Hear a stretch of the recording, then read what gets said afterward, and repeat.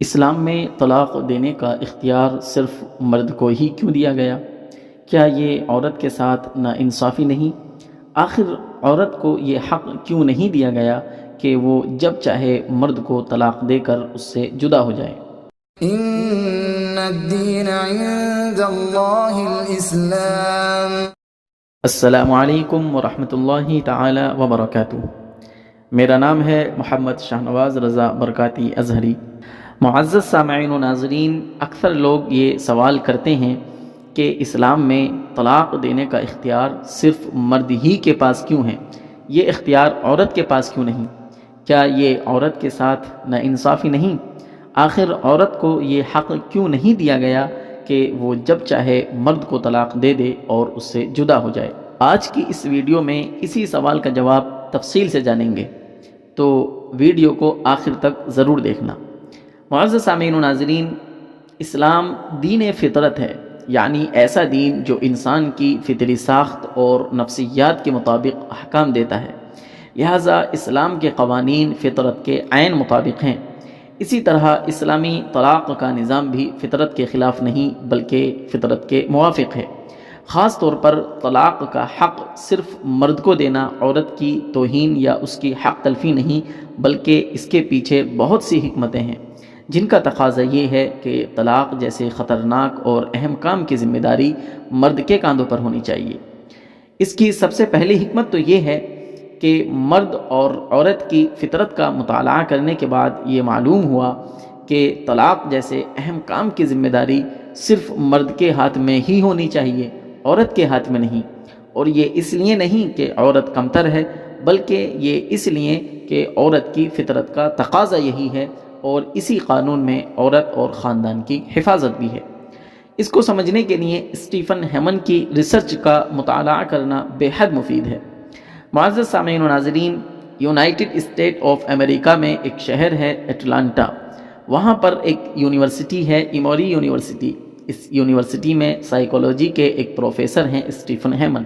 ان کی ریسرچ کے مطابق یہ بات سامنے آئی کہ عورت کا دل اور دماغ جذبات کو بہت گہرائی سے محسوس کرتا ہے، اور وہ چھوٹی چھوٹی باتوں کو بھی دل پر لے لیتی ہے، اور ان کا اثر عورت کے دل میں دیر تک رہتا ہے، جبکہ مرد کا دماغ زیادہ تر سوچ سمجھ اور نتیجے پر توجہ دیتا ہے۔ وہ اکثر ٹھنڈے دل و دماغ سے فیصلہ کرتا ہے، جذبات سے نہیں۔ اسی فطری فرق کو دیکھ کر اسلام نے طلاق کا اختیار مرد کو دیا تاکہ وہ اس بڑے فیصلے کو سنجیدگی اور سمجھداری سے انجام دے، جذبات میں آ کر نہیں۔ اس کا مطلب یہ ہرگز نہیں کہ عورت کم عقل ہے، بلکہ اللہ تبارک و تعالیٰ نے عورت میں نرمی، محبت اور احساس کی گہرائی رکھی ہے جو گھر کی زینت اور سکون کا سبب ہے، اور مرد کو مضبوطی اور ذمہ داری دی گئی تاکہ وہ مشکل فیصلے سمجھداری سے لے سکے۔ اسٹیفن ہیمن کی ریسرچ اگر آپ پڑھنا چاہیں تو اس کا لنک ہم نے ڈسکرپشن میں دے دیا ہے۔ معزز سامعین و ناظرین، طلاق کی ذمہ داری مرد کے ہاتھ میں دینے کی دوسری حکمت یہ ہے کہ اسلام نے پیسے خرچ کرنے یعنی مالی اخراجات کی ذمہ داری مرد کے سر پر رکھی ہے۔ مثلاً مرد نکاح میں بیوی کو مہر دیتا ہے، بیوی کے کھانے پینے اور پہننے کی ذمہ داری بھی مرد کے سر پر ہے۔ اسی طرح بیوی کو رہنے کے لیے گھر دینا یہ بھی مرد کی ذمہ داری ہے، یہاں تک کہ اگر مرد عورت کو طلاق دے دے تو عدت ختم ہونے تک مرد یہ سارے خرچے اٹھائے گا۔ اب چونکہ یہ مالی ذمہ داری مرد کے سر پر ہے، عورت کے سر پر یہ ذمہ داری نہیں، اس لیے طلاق دینے سے پہلے مرد 100 بار سوچے گا، کیونکہ طلاق دینے کے بعد عدت ختم ہونے تک اس عورت کا خرچہ بھی اٹھانا ہے، اور وہ دوسری عورت سے نکاح کرے گا تو اس کو مہر دینا اور اس دوسری بیوی کے سارے خرچے بھی اسی کے سر پر ہوں گے۔ اس لیے مرد سوچ سمجھ کر طلاق دے گا، جبکہ عورت پر ایسی کوئی مالی ذمہ داری نہیں۔ لہٰذا اگر طلاق دینے کا اختیار عورت کے ہاتھ میں ہوگا تو طلاق کے کیسز بڑھ جائیں گے، اس لیے طلاق دینے کا اختیار صرف مرد کو دیا گیا ہے۔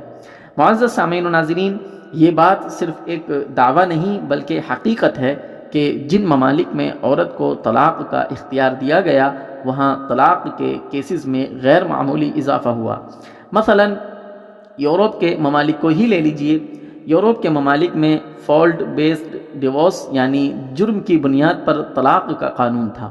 اس قانون کے مطابق اگر کسی کو طلاق لینی ہوتی تو اسے عدالت میں یہ ثابت کرنا پڑتا کہ اس کا شوہر یا بیوی کسی سنگین گناہ یا زیادتی کے مرتکب ہیں، جیسے زنا، تشدد یا ازدواجی حقوق ادا نہ کرنا۔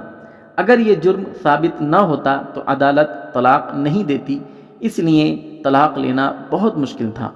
لیکن جب یورپ کے کچھ ممالک مثلاً نیدرلینڈ، جرمنی اور فرانس وغیرہ میں نو فالٹ ڈیورس کا قانون آیا، یعنی اب طلاق کے لیے کسی جرم یا گواہی کی ضرورت ہی نہیں رہی، صرف یہ کہنا کافی تھا کہ ہم دونوں ساتھ نہیں رہ سکتے یا اب رشتہ نہیں نبھ پا رہا ہے، بس عدالت فوراً طلاق دے دیتی تھی۔ اس قانون کے بعد اگلی دہائیوں میں طلاق کی شرح حیرت انگیز حد تک بڑھ گئی، اور ریسرچ کے مطابق زیادہ تر طلاق کے مقدمے عورتوں نے دائر کیے، کیونکہ اب کسی الزام کو ثابت کرنے کی ضرورت نہیں تھی اور نہ ہی گواہی دینے کی ضرورت تھی، بلکہ یہ ساری جو سختیاں تھیں ختم ہو چکی تھیں۔ اگر آپ کو اس قانون کے بارے میں پڑھنا ہو تو اس کا لنک ڈسکرپشن میں دے دیا گیا ہے۔ معزز سامعین و ناظرین، یہاں پر ایک چیز کی وضاحت کرنا ضروری ہے، وہ یہ کہ ہم نے جو یہ بتایا کہ مالی اخراجات مرد کے ذمے ہیں، عورت کے ذمے نہیں، تو کوئی یہ سوچ سکتا ہے کہ عورت کی طرف سے بھی تو جہیز میں لاکھوں روپے خرچ ہوتے ہیں، یہ مالی ذمہ داری تو عورت ہی کے سر پر ہے۔ معزز سامعین و ناظرین، اسلام نے عورت کے سر پر جہیز کا بوجھ نہیں ڈالا ہے، اور نہ ہی اسلام کی نظر میں یہ پسندیدہ کام ہے، بلکہ یہ تو ہمارے معاشرے کی جہالت ہے۔ اسلام کا اس سے کوئی تعلق نہیں، اور ہم یہاں اسلام کے صحیح قانون کی بات کر رہے ہیں۔ خلاصہ کلام یہ کہ اسلام کا طلاق کو مرد کے ہاتھ میں دینا عورت کی توہین نہیں، بلکہ اس میں خاندان کا تحفظ ہے۔ یہ نظام نہ مرد کی برتری ہے نہ عورت پر پابندی، بلکہ یہ ایک متوازن اور فطری تقاضوں کے مطابق ذمہ داری ہے، جس میں ہر فریق کو اس کی فطرت کے مطابق ذمہ داری دی گئی ہے۔ یہاں پر اب ایک بہت اہم سوال رہ جاتا ہے، وہ یہ کہ اگر عورت اپنے شوہر کے ساتھ نہیں رہنا چاہتی، وہ طلاق لینا چاہتی ہے، تو کیا اسلام کے مطابق عورت کے لیے یہ ممکن ہے یا نہیں، یا پھر زندگی بھر گھٹ گھٹ کر عورت کو اسی شوہر کے ساتھ رہنا ہوگا؟ اس سوال کا جواب انشاءاللہ اگلی ویڈیو میں تفصیل سے جانیں گے۔ یہ ویڈیو آپ کو کیسی لگی کمنٹ باکس میں ضرور بتانا، اور اگر کوئی سوال ہو تو وہ بھی آپ کمنٹ کر کے پوچھ سکتے ہیں۔ نیز چینل کو سبسکرائب اور ویڈیو کو شیئر کرنا نہ بھولنا۔ السلام علیکم ورحمۃ اللہ تعالی وبرکاتہ۔